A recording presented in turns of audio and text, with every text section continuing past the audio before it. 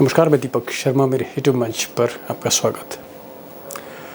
दोस्तों, बिहार के भीतर से जो खबर आ रही है वो मोदी शाह के लिए अच्छी नहीं है। और ये खबर मेरी नहीं है, ये खबर विपक्ष की नहीं है, ये खबर खुद बीजेपी की है, जहां उनके एक इंटरनल सर्वे से ये मालूम हुआ है, बीजेपी का जो अपना आकलन है कि 34 सीटें 34 सीट्स अभी भी बिहार में फंसी हुई है। और इन 34 सीटों पे ना सिर्फ महागठबंधन यानी तेजस्वी, राहुल, कांग्रेस, लेफ्ट और आरजेडी, सिर्फ महागठबंधन ही नहीं, सबसे ज़्यादा मुसीबत इन 34 सीटों पर प्रशांत किशोर की पार्टी जनसुराज वो खड़ा कर रही है। अब इस चुनाव में अगर आप अमित शाह को देखें, जो बीजेपी के चाणक्य हैं, अब तक कारगर साबित नहीं हुए। लिहाजा बिहार की अब बागडोर मिस्टर मोदी ने, नरेंद्र मोदी ने संभाली है और आने वाले दिनों में वो ताबड़तोड़ रैलियां करने जा रहे हैं। जानकारी के मुताबिक 30 अक्टूबर से लेकर 7 नवंबर तक, जी हाँ, 30, 31, 1, 2, 3, 4, 5, 6, 7, इतने दिन मोदी बिहार में ही डटे रहेंगे।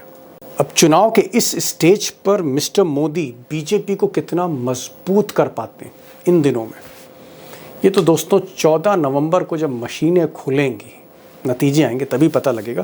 लेकिन एक बात मैं बिल्कुल क्लियर करना चाह रहा हूँ आपके सामने कि जितने भी सर्वे आ रहे हैं, चाहे वो पार्टीज़ के सर्वे हों, एजेंसियों के सर्वे हों या सरकार की कुछ खुफिया एजेंसियों के सर्वे हों, सारे सर्वे एक बात तो कम से कम पिछले 3-4 दिन से क्लियर कर रहे हैं कि तेजस्वी यादव इस वक्त लीड पोजीशन में। जहां पढ़ाई, दवाई, कमाई, सिंचाई, सुनवाई और कार्रवाई वाली सरकार हो, और कहीं ना कहीं तेजस्वी यादव के साथ यूथ का एक बड़ा हिस्सा, एक बड़ा चंक उनके साथ जुड़ता जा रहा है। अब हैदराबाद की एक एजेंसी है SCS ग्रुप, इसका मैं सर्वे देख रहा था, 49% यूथ, आप जेन जी पॉपुलेशन कह सकते हैं, 18 साल से लेकर 28-29 साल तक का जो वोटर है, 49%, ऑलमोस्ट 50% इस वक्त महागठबंधन के साथ है, तेजस्वी यादव के साथ खड़ा है, जबकि 26% जो है मोदी नीतीश के साथ है। अब जब से तेजस्वी यादव को CM फेस डिक्लेयर किया गया है विपक्ष का, महागठबंधन का, तब से कुछ ज़्यादा ही असर तेजस्वी का दिख रहा है। जो सर्वे आ रहे हैं उसमें कहा गया है कि 38%, 38% जो वोटर हैं, जनता हैं across all sections, Tejashwi Yadav को अगला CM के तौर पे देखना चाहते हैं। जहाँ तक चाचा की बात है तो चाचा नीतीश जो हैं वो 20% पे हैं। और सबसे बड़ी बात ये है कि अमित शाह जिसको मुख्यमंत्री प्रोजेक्ट करना चाहते थे और बीजेपी का कंट्रोल हासिल करना चाहते थे बिहार में, नित्यानंद राय, अमित शाह के चेले, इनके साथ इस सर्वे के मुताबिक 4% वोटर ही खड़ा है। तो कहाँ 38% पर तेजस्वी, 4% पर मिस्टर शाह का कैंडिडेट। अब दोस्तों, इससे पहले कि हम आज के जो स्टार एक्सपर्ट्स हैं उनके साथ आएँ और हर सवाल की तय में जाएँ, 3 बातें मैं आपके सामने रखना चाहता हूं। बल्कि मैं यूं कहना चाहता हूं कि बिहार का चुनाव कहीं ना कहीं 3 फैक्टर्स पर निर्भर करने जा रहा है, डिपेंड होने जा रहा है। पहला फैक्टर ये है, जो बहुत ऑब्वियस है, कि प्रशांत किशोर, जिनकी जनसुराज पार्टी, समर्थन बढ़ ही रहा है। प्रशांत किशोर किसको कितना डैमेज करते हैं, कितने वोट वो महागठबंधन के काटते हैं और कितना प्रतिशत नुकसान बीजेपी का करते हैं, 14 नवंबर के जो नतीजे होंगे इस फैक्टर पर बहुत कुछ डिपेंड करेंगे। अब अगर बीजेपी के पॉइंट ऑफ व्यू से देखें तो प्रशांत किशोर तो एक फैक्टर है, लेकिन एक बड़ा फैक्टर चिराग पासवान की 29 सीटें।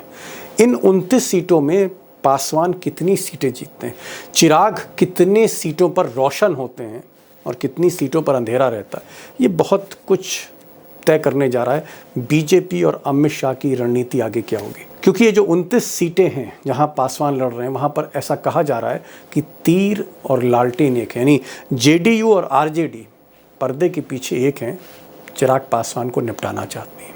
तो 29 में से कितनी सीटें पासवान लाएंगे, बीजेपी के लिए बहुत इंपॉर्टेंट है, शाह साहब के लिए बहुत इंपॉर्टेंट है। और फैक्टर नंबर 3, ये भी इंपॉर्टेंट है RJD के पॉइंट ऑफ व्यू से, दृष्टिकोण से, तेजस्वी के दृष्टिकोण से, कि क्या तेजस्वी की ताजपोशी होगी मुख्यमंत्री के तौर पे, जो यूथ चाहता है बिहार का। बहुत हद तक डिपेंड करेगा कांग्रेस की परफॉर्मेंस पर। अगर राहुल गांधी, प्रियंका गांधी और कांग्रेस के जो स्टार प्रचारक अगर सारी ताकत झोंक देते हैं, जैसे मोदी झोंकने जा रहे हैं आने वाले दिनों में, और अगर कांग्रेस 25 से 30 सीटें या 30 से ज़्यादा हासिल कर लेती है, तो फिर तेजस्वी का रास्ता आसान हो जाता है। लेकिन कांग्रेस अगर 25 के नीचे, 20 के नीचे, उससे भी नीचे गई तो फिर रास्ता तेजस्वी यादव के लिए मुश्किल है। यानी कुल मिलाकर तेजस्वी की परफॉर्मेंस कांग्रेस पे बहुत हद तक निर्भर है। अब दोस्तों, इससे पहले कि मैं सवाल पर आऊँ, एक छोटी सी गुजारिश है कि अभी तक आपने इस चैनल को सब्सक्राइब नहीं किया है तो प्लीज़ सब्सक्राइब करिए, दोस्तों से कहिए सब्सक्राइब करें, क्योंकि आपकी हौसला अफजाई से, आपके सपोर्ट से, समर्थन से मैं आपके सामने रूबरू हूँ। ये आवाज़, इसके पीछे आप ही लोग हैं। तो चैनल को सब्सक्राइब करिए। और मेरी गुजारिश ये भी है कि कमेंट बॉक्स में आइडिया ज़रूर लिखिए कि किस तरह का वीडियो आप देखना पसंद करेंगे। तो अगले वीडियो में मैं इस बात का ख्याल ज़रूर रखूँगा। और अब आता हूँ असली सवाल पर। आज की तारीख में जो बड़ा सवाल है वो यही है, आज की तारीख में जब पूरा बिहार छठ पर्व मना रहा है, बिहार के चुनाव में कौन आगे? क्या एनडीए आगे चल रही है, या फिर महागठबंधन आगे है, या फिर प्रशांत किशोर एक फैक्टर के तौर पर इमर्ज हो रहे हैं? होने क्या जा रहा है बिहार में? एनडीए और इंडिया अलायंस, जिसे महागठबंधन कहते हैं। अब दोस्तों, आज के जो एक्सपर्ट्स हैं, स्टार एक्सपर्ट्स हैं, और मुझे लगता है ऐसा पैनल नहीं होगा किसी भी चैनल पर, ये मैं जिम्मेदारी से कह रहा हूँ, क्योंकि हमारे साथ आज श्रवण कुमार गर्ग हैं। अब गर्ग साहब के बारे में मैं सिर्फ इतना बताऊँगा कि हिंदुस्तान के महान नेता और बिहार के महानतम जयप्रकाश नारायण के साथ इन्होंने काम किया और एक बेहद बेखौफ पत्रकार रहे हैं। 50 साल से ज़्यादा का करियर है श्रवण गर्ग का। बिहार से लेकर दिल्ली तक की राजनीति, बल्कि यूँ कहूँ बिहार से लेकर गुजरात तक की राजनीति पर पैनी निगाह है। श्रवण कुमार गर्ग साहब की एक एक लाइन सुनिएगा, एक एक लाइन सुनिएगा, बहुत से राज छुपे हैं उसमें, उनको सुनिएगा, पोजीशन क्लियर होगी। हमारे साथ कन्हैया बेल्हारी हैं, किंग बेल्हारी हैं, उनको भी सुनिए। कुछ ब्रेकिंग न्यूज़ आज आपको वो देने जा रहे हैं। और एक ओवरऑल बहुत ही न्यूट्रल आप कह सकते हैं व्यू उमाकांत लखेड़ा आपको देने जा रहे हैं। तीनों की बातें सुनिए, देखिए तजुर्बा क्या कह रहा है। कन्हैया बेल्हारी जी, मुझे ये बताइए, ठीक है आप छठ मना रहे हैं, आज पूरे बिहार में छठ मनाई जा रही है, उसकी मैंने आपको बधाई भी दी, लेकिन ये बताइए क्या इस वक्त तेजस्वी का रथ आगे चल रहा है, या धीरे धीरे अमित शाह और मोदी ओवरटेक कर रहे हैं इस रथ को? होने क्या जा रहा है? जमीन पर आपको क्या दिख रहा है? सारी की सारी सीटों पर आपका आकलन है, नजर है मिस्टर बेल्हारी? नहीं, अब तेजस्वी का रथ तो रुकने वाला है नहीं, ये रोक भी क्या? नहीं पाएंगे। तेजस्वी का रथ नहीं रुकने वाला है, रुकेगा भी नहीं। आप भीड़ देखिए ना, आप भी तो फुटेज देखते होंगे। जी वो अकेला जो है, ये जितने लोग घूम रहे हैं सब पर भारी। अब तो प्रधानमंत्री नरेंद्र मोदी यहाँ 2 तारीख को रोड शो करने वाले हैं, 2 नवंबर जी को पटना में। 30 से लेकर के 7 तक वो उनका लगातार बिहार में कार्यक्रम है। सोच लीजिए, लगातार, even on the day of polling, first page of polling, कई दूसरे इलाके में रहेंगे। और सबसे बड़ी बात मुझे जो जानकारी मिली है अंदर से, ये है कि बीजेपी ने अपना जो एक इंटरनल जांच करवाया है क्षेत्रों का, अपने जी 101 सीटों पर ये लोग लड़ रहे हैं, जो जांच पड़ताल कराई है, उसमें इनको मिला है कि 34 ऐसी सीटें हैं जहां इनको जनसुराज बहुत परेशान कर रही है। 34 सीटें? 34 ओके, 34 सीटें ऐसी हैं, जहां इससे प्रशांत किशोर कैसे, परेशान कर रहे हैं। हाँ हाँ, इंक्लूडिंग कुम्हरार, जहां से सुशील कुमार मोदी 3 बार एमएलए रहे, 90, 95 और 2000 में। माने 90 के बाद वहां बीजेपी के अलावा कोई जीता नहीं है, जो डिलिमिटेशन में वो क्षेत्र बना था जी 9-10 में, तो कोई जीता नहीं। वहां जो इनके केसी सिन्हा जो है मैथमेटिशियन, जी हाँ, वो जो प्रशांत है किशोर की क्योंकि तरफ वहां, से। हाँ, प्रशांत किशोर की तरफ से, क्योंकि वहां पर जो है कायस्थों ने मैंने आक्रोश, मैंने एक तरफ से, भाई कल ही कायस्थों की मीटिंग हुई थी, बड़ी मीटिंग हुई थी, और उन लोगों ने बहुत बड़ा डिसीजन लिया है कि किसी भी हालत में हम लोग वोट नहीं देंगे। तो इसी तरह के 34 जो विधानसभा हैं जहां जनसुराज से इनको परेशानी है बहुत। और इन्होंने फिर मुझे आज बनाया कि जो हम लोग जो किए थे कि लालटेन ही जी तीर है, तीर ही लालटेन है, इसको लेकर के भी ये सर्वे करा रहे हैं कि क्या ये बात सही है। अगर ये सही है तो आप समझिए 34 उधर हो गए, 29 इधर हो गया, तब इनकी क्या स्थिति होगी आप सुन सकते हैं। ओके। 34 सीट बीजेपी की फंसी है, 29 सीटें जो चिराग पासवान की बोनस में अमित शाह को मिल सकती है, वहां भी स्थिति क्लियर नहीं है, क्योंकि ऐसा कहा जा रहा है कि जेटीयू अंदर ही अंदर सपोर्ट कर रही है आरजेडी को, ये कह रहे हैं। तो 29 + 34 इट्स अ बिग फिगर। मैं जरा आपके पास आ रहा था गर्ग साहब, एक ओवरऑल व्यू मैं जानना चाह रहा था। क्या आपको लगता है कि भले ही महागठबंधन आगे हो, जैसा कि भिलारी साहब कह रहे हैं, लेकिन अगर अगर ये चुनाव मोदी शाह नहीं जीतते हैं, मोदी शाह के हाथ से बिहार निकल जाता है, तो क्या आपको लगता है कि दिल्ली दरबार, वो कुर्सी भी हिलेगी? और इसलिए जो कुछ मुमकिन है सियासत में, वो सब कुछ जो हरियाणा में भी हमने नहीं देखा, जो हमने महाराष्ट्र में भी नहीं देखा, वो सब कुछ अमित शाह और मोदी करेंगे? क्या आपको ऐसा लगता है? They will go all out? नहीं नहीं, they will not go all out, they are going all out, they have gone all oh, out. अच्छा।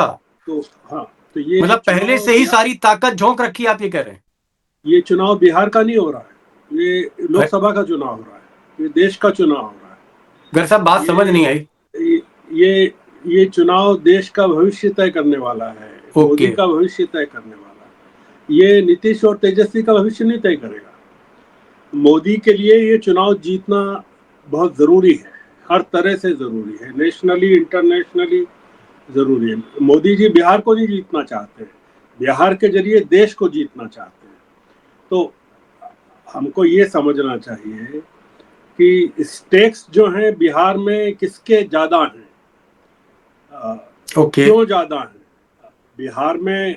मैं मेरा ऐसा मानना है कि या तो अगर महागठबंधन का इतना जबरदस्त असर है तो तेजस्वी को लैंडस्लाइड मिलना चाहिए, और नहीं तो मैं देखता हूं कि एनडीए बहुत मतलब एज है एनडीए के पास। एक तो कई तरह से है, इलेक्शन कमीशन ने जो मदद की है जबरदस्त तरीके से वो है, अरबों रुपए झोंक दिए हैं मोदी जी ने, वो है। एनडीए में किसी तरह का कोई क्लेश नहीं है सीटों को लेकर। 101 सीटें बीजेपी ने ली, 101 नीतीश को दे दी, 29 चिराग को दे दी, 6 कुशवाहा को दे दी, 6 मांझी को दे दी। और सब जिनको दी है, सब लोगों के, उन लोगों ने अपने लोगों को दी है, अपने परिवार के लोगों को दी है। तो चिराग को इस बार नीतीश को नहीं हराना है, चिराग को इस बार तेजस्वी को हराना है। पिछली बार चिराग के कारण 30-32 सीटें की गुम हुई थी। 5.66% जो चिराग ने लिया था वो सब एनडीए को प्लस होने वाला है, वोट शेयर एनडीए के खाते में जाने वाला है। जेडीयू को जो सीटें माइनस हुई थी पिछली बार, वो सब जेडीयू की सीटें प्लस होने वाली हैं इस बार, क्योंकि कोई चिराग गड्ढा नहीं कर रहा है। और ये जो है प्रशांत किशोर, वो सीटें लड़ रहे हैं 116 कुल। वो क्या करेंगे? उनके कई लोगों ने तो विड्रॉ कर लिया, वो खुद ही कह रहे हैं कि सूरत का प्रयोग बीजेपी ने किया, उनके कई लोग चले गए, बीजेपी में भर्ती हो गए। तो इसलिए ये जो ऑप्टिमिज्म है वहां गठबंधन को लेकर, वो फ्रजाइल है, और उस ऑप्टिमिज्म के भरोसे रहना नहीं चाहिए, मेरा ऐसा मानना है। लेकिन गर्ग साहब, 70 के दशक में अगर मैं कहूं कि आप सबसे क्लोज थे लिखा पढ़ी जयप्रकाश नारायण के साथ, आप बहुत क्लोज थे उनके, और आपने परिवर्तन सबसे बड़ा होते हुए देखा, बल्कि आपने, हो सकता है आपकी भूमिका भी रही। क्या आपको लगता है कि बिहार के अंदर वो पोटेंशियल है? Bihar is not Maharashtra, Bihar is not Haryana. क्या आपको लगता है कि बिहार के का जो वोटर है वो बाकी सूबों से अलग है? बिहार का वोटर अलग है, वो एंटी बीजेपी है। बिहार में आज तक बीजेपी की सरकार नहीं बनी है और कभी भी नहीं बनेगी। बिहार में मेजोरिटी ऑफ वोटर्स जो है वो पिछड़ा है, अति पिछड़ा है।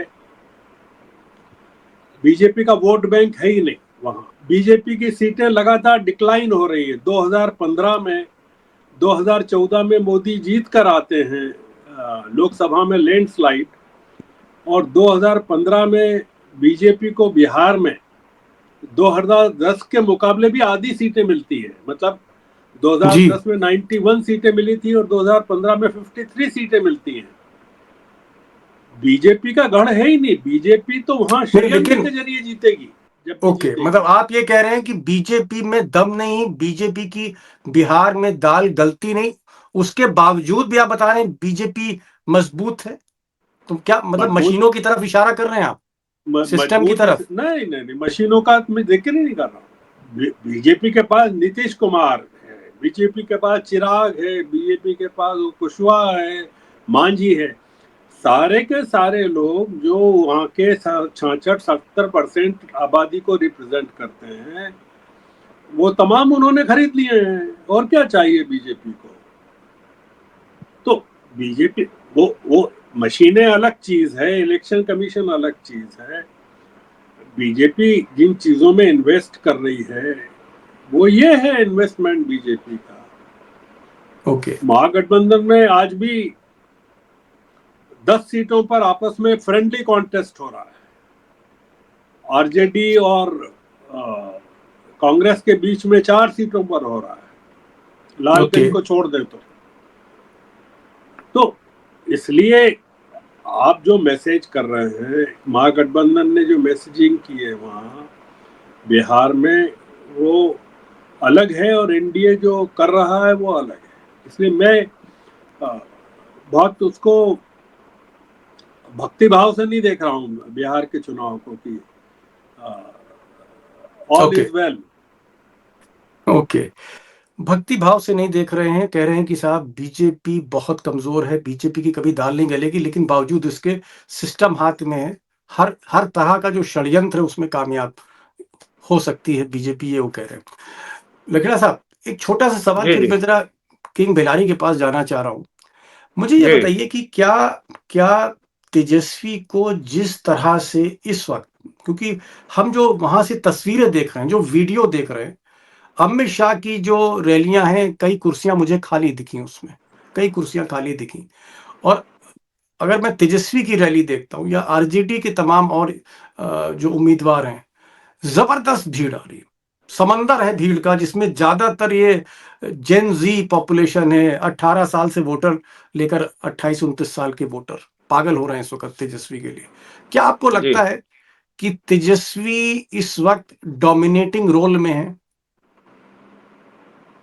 देखिए, तेजस्वी इस समय निश्चित रूप से अपोजिशन के स्टार हैं, अपोजिशन का जो महागठबंधन है, और मुख्यमंत्री के रूप में उनको प्रोजेक्शन ऑलरेडी हो चुका है, कहीं कोई विवाद नहीं है। और इससे एक फायदा ये हुआ कि उनके जो सपोर्टर जो भ्रमित थे, वो सपोर्टर पूरी तरह चट्टान की तरह और ज्यादा गोलबंद हो गए हैं महागठबंधन के पीछे। लेकिन दो तरह की चीजें हैं। एक तो यह है कि जो वोट चोरी यात्रा निकली थी, जिसमें ये भी सारथी थे राहुल गांधी तेजस्वी, हाँ, राहुल गांधी के साथ, और वो जो मोमेंटम था, और हम सब लोग ये बात कर रहे थे कि ये जो मोमेंटम है, ये जो उबाल जो पैदा कर दिया है इनकी वोट चोरी यात्रा को लेकर के बिहार में, क्या वो वोट में तब्दील होगा? और वो क्या हुआ कि इनके जो सीटों को लेकर के जो झगड़े फसाद शुरू हुए, उससे वो पूरा जो गुबार था वो जमीन पर वापस आ गया, और प्री वोट चोरी यात्रा की जो पोजीशन थी उस पर हम पहुंच गए।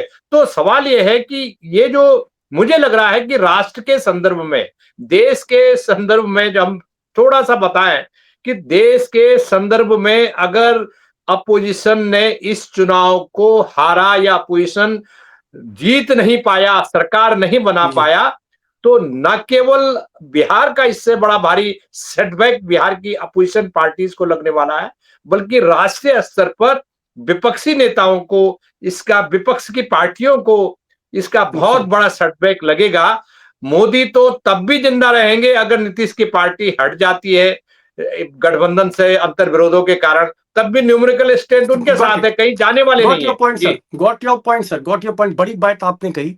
एक तरफ श्रवण गर्ग कह रहे हैं कि भाई मोदी के लिए ये डू और डाई बैटल है, जीतना बहुत जरूरी है, क्योंकि अगर वो जीते नहीं तो स्थितियां हाथ से निकलेंगी।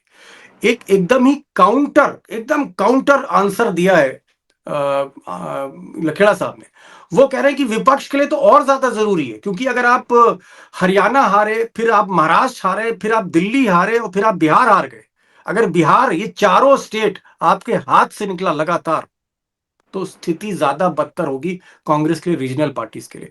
भाई बिलारी साहब, आप एक वाहिद ऐसे जर्नलिस्ट हैं जो लालू के घर की सारी खबरें आप तक पहुंचती हैं, नीतीश कुमार के घर पे दफ्तर में क्या रहा वो खबरें भी आपके पास पहुंचती हैं। अक्सर आप बिहार से उन खबरों को ब्रेक करते हैं, लोग कन्हैया बिलारी के पास पहुंचते हैं इन दोनों कैंप्स में। मैं ये जानना चाह रहा हूं कि आपसे बेहतर कोई इसका जवाब नहीं देगा, क्या अभी भी मनीष वर्मा जो नीतीश के आदमी हैं, इधर लालू परिवार है, इन लोगों की क्या कोई बातचीत हो रही है? कोई एक प्लान बी टाइप का बन रहा है? 14 नवंबर के बाद का कोई ऐसा गेम सेट हो रहा है? देखिए, बात अगर होती भी होगी तो मनीष वर्मा नहीं, विजेंद्र यादव के मार्फत होगी। ओके। विजेंद्र यादव जो एनर्जी मिनिस्टर हैं, अभी वो नीतीश चुनाव के। में व्यस्त, हाँ, चुनाव में व्यस्त हैं।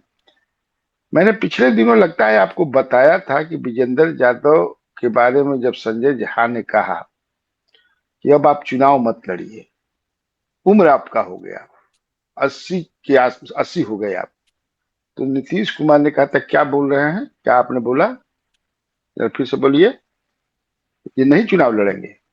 कौन चुनाव लड़ेगा? जब तक चाहेंगे तब तक चुनाव लड़ेंगे, उम्र उसमें बाधा नहीं बनेगा। ये आप सुन लीजिए, आइंदा ऐसा मत कहिएगा। तो नीतीश कुमार और लालू यादव के बीच, वैसे दोनों आपस में भी बात कर लेते हैं फोन से, अच्छा। ऐसी बात नहीं है कि हाँ हाँ, ये बात नहीं है कि कोई भी, लेकिन अगर कोई बिचवान बनेगा, गो बिटवीन बनेगा, तो that person will be Vijender okay. Yadav. मान लीजिए गर्ग साहब कि बिहार, जैसा कि हमारे बिहारी साहब कह रहे हैं, मान लीजिए बिहार निकल गया हाथ से, 14 नवंबर को तेजस्वी जीत गए, महागठबंधन जीत गया, मोदी अगर बिहार हारते हैं तो फिर आप देश की राजनीति को कहां देख रहे हैं, मोदी को कहां देख रहे हैं? मैं ये जानना चाह रहा हूं। इफ मोदी लूजेस, मोदी अगर लूज कर रहे हैं तो देश में क्रांति हो जाएगी। है मोदी अगर लूज कर जाए बिहार, पूरा का पूरा देश की विपक्षी हुकूमतें बिहार को देख रही, पूरा देश का विपक्ष जो है बिहार को देख रहा है, पूरी पार्लियामेंट बिहार को देख रही है, देश में पूरी बीजेपी बिहार को देख रही है, बीजेपी में मोदी के विरोधी बिहार को देख रहे हैं, पूरी आरएसएस बिहार को देख रही है, महाराष्ट्र में पूरी शिवसेना बिहार को देख रही है। तो मोदी अगर हार जाए, और ट्रंप भी बिहार को देख रहे हैं, माय गॉड, तो इसलिए आपकी इच्छा हो सकती है मोदी हार जाए, पर मोदी की जब तक इच्छा नहीं होगी बिहार हारने की, वो आपको पैदा करना पड़ेगी कि मोदी की भी इच्छा पैदा हो जाए कि वो बिहार हारना चाहते हैं। ये जो चिराग के यहाँ गए नीतीश कुमार, चिराग क्या कर सकते हैं? नुकसान नीतीश कुमार का कुछ नहीं कर सकते। 29 सीटों पर लड़ रहे हैं चिराग पासवान को, और नीतीश कुमार 101 सीटों पर लड़ रहे हैं। चिराग पासवान क्या 29 सीटें हारना चाहते हैं? तो फिर वो उनकी पॉलिटिक्स को मोदी जी पार्लियामेंट में जिंदा रखेंगे, उनको बंगले से बाहर कर देंगे, जैसे पहली बार किया था, दोबारा कर देंगे, उनको मिनिस्ट्री से हटा देंगे। चिराग पासवान को बिहार का मुख्यमंत्री बनना है, और वो मुख्यमंत्री अगर नीतीश कुमार ने कहा कि तुम जो चाहते हो मैं ही कर सकता हूँ, वो इस मायने में कहा है कि चिराग को अगर मुख्यमंत्री बनना है तो बन सकते हैं, क्योंकि बिहार में बीजेपी के पास कोई नेता नहीं है। तो इसलिए कल से अगर चिराग अपनी पूरी पार्टी को मर्ज कर दें, एलजेपी को जी, बीजेपी में चुनाव के बाद, कंडीशनली कि भाई मुझे आप डिप्टी चीफ मिनिस्टर बना रहे हैं या चीफ मिनिस्टर चीफ बना मिनिस्टर। रहे हैं तो वो कर लेंगे, उनका कोई हम रामविलास पासवान कभी बीजेपी के साथ तो रहे नहीं, वो सोशलिस्ट थे बेसिकली। इनका कोई चिराग पासवान का कोई आइडियोलॉजी, राजनीतिक वो तो है नहीं, आइडियोलॉजी नहीं हुई। Ideological Commitment। कमिटमेंट तो है नहीं, ये तो अपॉर्चुनिस्ट है, पॉलिटिकल अपॉर्चुनिस्ट है। लखेड़ा साहब 30 सेकंड बचे, 30 सेकंड्स जी। हैं सिर्फ, और मैं सिर्फ एक आखिरी क्वेश्चन आपसे पूछ रहा हूँ कि आज की तारीख में जब पूरा बिहार छठ मना रहा है, आपको पॉलिटिकल सिचुएशन क्या लग रही? क्या आपको लग रहा है एनडीए आगे है, या इंडिया गठबंधन जिसे महागठबंधन कहते हैं वो आगे है, या फिर चुनाव जो है कहीं ना कहीं हंग असेंबली की तरफ बढ़ रहा है? देखिए, मैं बिल्कुल स्पष्ट ये कहना चाहता हूं कि मौजूदा तंत्र है जो गुजरात लॉबी जिसको हैंडल कर रही है, चुनाव आयोग जिस तरह से काम करता है या उसकी जी, कार्यप्रणाली है, कटघरे में खड़ी है, ऐन मौके पर उसने किस किस तरह से चीजों को फोकस बदलने की कोशिश की बिहार के। देखिए, बिहार का पढ़ा लिखा वोटर है, जागरूक वोटर है, चाहे वो आर्थिक रूप से कमजोर है, लेकिन वो अपने राजनीतिक रूप माइंड से। को बहुत जल्दी डिस्कोर्स नहीं करेगा। हम मुझे लग रहा है कि बहुत जल्दबाजी होगी। हम 14 तारीख का इंतजार किए बिना चलिए, मैं ठीक है, कोई जोखिम उठाने की स्थिति में समझ, नहीं हूं, आप क्योंकि जोखिम नहीं लेना चाह रहे। ठीक इलेक्शन है, कमीशन का खेल बहुत खतरनाक होने वाला है। चलिए, जी। चलिए, आपको शक है इलेक्शन कमीशन पे, मशीनरी पे, आप इस सवाल को ही आपने मतलब डक कर दिया, आप कुछ बोलना नहीं चाह रहे। ठीक है, कोई बात नहीं, मैं आपका रिस्पेक्ट करता हूँ। आप कह रहे हैं कि भाई कुछ भी हो सकता है। बिलारी साहब, एनडीए आगे या इंडिया गठबंधन आगे, या मुकाबला ड्रॉ है, कांटे की टक्कर है, कुछ बोलना चाहेंगे आप, प्रेडिक्ट करना चाहेंगे? मैं तो बोल ही रहा हूँ कि अब भी जो फाइट है उसमें इंडिया गठबंधन आगे चल रहा है, बहुत ज्यादा आगे नहीं है, लेकिन एक गोलबंदी चलिए, हो रही है, वही जनजी की हो रही है, बेरोजगारी की हुई है। ओके, पिछले बार भी तेजस्वी यादव ने जो एजेंडा सेट किया था रोजगार वाला, हम्म, उसी उसी को तोड़ने में ये चलिए, लोग लगे रहे कि कैसे ओके, इनके इस एजेंडा को तोड़ दें। ओके। बिलारी साहब कह रहे हैं कि उन्हें महागठबंधन आगे दिखता है, तेजस्वी आगे दिखते हैं, और लखेड़ा साहब कह रहे हैं कि भाई वो कुछ नहीं बोलना चाहेंगे, वो जोखिम नहीं लेना चाहते कुछ, वो डिसाइड नहीं कर पा रहे, क्योंकि एक तरफ उन्हें सिस्टम दिख रहा है कि कुछ भी खेल हो सकता है। 30 सेकंड बचे हैं। गर्ग साहब, आपसे भी यही सवाल मैं पूछूंगा कि आपको क्या लग रहा है इस वक्त? मुकाबला फंसा हुआ लग रहा है, कांटे की टक्कर है, या आपको लगता है कि तेजस्वी नहीं आगे नहीं, हैं? जी, मेरा मेरा मानना यह है, मैं जो पिछले 2010 के बाद से या पहले से, खासकर 10 के बाद से जो स्ट्राइक रेट देखता हूँ आरजेडी का, तेजस्वी का, इनकी पार्टी का, इनके वोट शेयर में और सीटों में लगातार वृद्धि हो रही है। बीजेपी का वोट शेयर, सीटें लगातार कम हो रही हैं, और नीतीश कुमार का वोट शेयर भी कम हो रहा है, सीटें भी लगातार कम हो रही हैं। इसलिए दिक्कत केवल एक है, वो ओके, ये कि तेजस्वी ने 143 सीटें जो ली हैं, वो तो अपना जोर लगा रहे हैं पूरी सीटों के लिए, और 143 में स्ट्राइक रेट अगर उनका हो जाता है 100 के करीब या 110 के करीब, कांग्रेस का अगर सपोर्ट नहीं मिला, क्योंकि सीपीएम का स्ट्राइक रेट भी बहुत जबरदस्त रहा है पूरे के जी, पूरे परिदृश्य में, पिछली बार भी रहा, इस बार उन्होंने 20 जी, सीटें ली। तो मैं देख रहा हूं कांग्रेस पर है पूरा का पूरा मामला, और दारोमदार। कि वो अगर सपोर्ट कर देंगे 61 सीटों में, उनका स्ट्राइक रेट पिछली बार के मुकाबले दुगना हो जाए, तो काफी फर्क मुझे लगता है कि पड़ जाएगा। ठीक, मैं समझ गया। गर साहब, आपकी बात समझ गया। आप कह रहे हैं कि कांग्रेस पर दारोमदार है, कांग्रेस अगर अच्छा परफॉर्मेंस करती, इसीलिए आपने कहा कि राहुल गांधी, प्रियंका गांधी, अगर ये मोटर बाइक से जितनी सीटों पे कांग्रेस फाइट दे रही है, अगर वहां पर खूंटा गाड़ के बैठ जाए, चीजें बदल सकती है, और अगर कांग्रेस इंप्रूव करती है तो तेजस्वी को एडवांटेज होगा। लखेड़ा साहब कह रहे हैं कि भाई मैं अभी भी कुछ बोलने की स्थिति में नहीं हूं, क्योंकि मशीनों पर भरोसा नहीं, सिस्टम पर भरोसा नहीं। और उधर हम किंग बिहारी बोल रहे हैं कि उन्हें महागठबंधन आगे रथ जाता हुआ दिख रहा है। ये फिलहाल से है। बहरहाल एक बार फिर से छठ की आपको बहुत बहुत बधाई।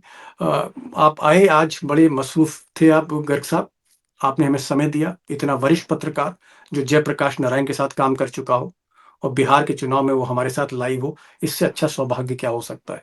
किंग बेलारी जैसा शख्स जो जल्दी समय नहीं देते किसी को, वो अगर समय दे रहे हैं, इनको भी सलूट है। और लखेड़ा साहब, आपकी बेबाकी है, जितना आप खुलकर बोलते कि नहीं भाई मैं तो नहीं बोलूंगा, मुझे तो शक है, ये भी आपकी जो अदा है, इसको भी सलाम है। Thank you so much for joining this programme. Thank you so much all of you. Thank you so much. Thank you so much.